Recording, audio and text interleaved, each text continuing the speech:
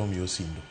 So mano is going on. Be okobichung. Jomoko ne paro ni ni kaka Roli timo siasa ne independently ni sirikal bro chungo project.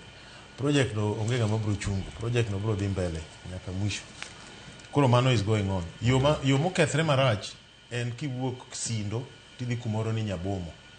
Kisekadho Sindo Girls nitie kumoro kanyo ma yo Waula jang'ade ka. Makata ndalo moko mani winjo ni pi onego ji sindo cha. Pi no wuok ewi malo wi got kono. Koro kanyo there's a problem. To already wasewuoyo gi road agencies concerned mondo watim some emergency funding kanyo losi.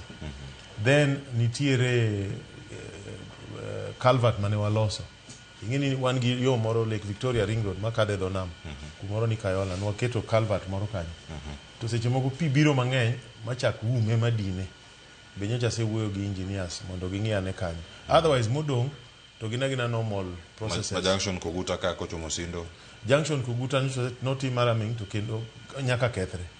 Yes. Eno nyaka gi kethre ka. Yeah, to Bangkok. Wan gi ndara manyalo stand test of time.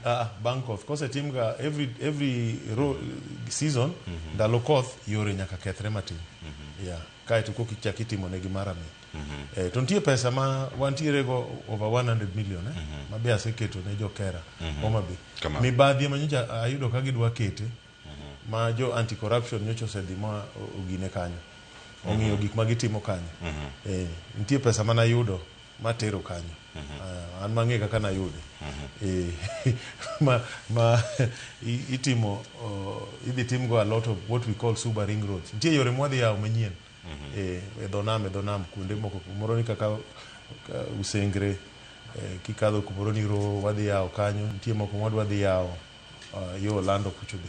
Nitie sections mane wayawo gipogre kamano. But they are going on, yeah. Ang'e maber yangi duog mondo rango wach mane. But Atandi. Mana Atandi owacho kacha. Atandi. Abiro iri. Mar moro ma kwasetieko wach magi singo mabede utimo ne jopiny kama wantie kode kachiel. Mwalimu Peter Orero. Inene yo machalani moko ote modonyo karka. Jatend piny anu limi kinde mokalo. Juma mokalo karkae.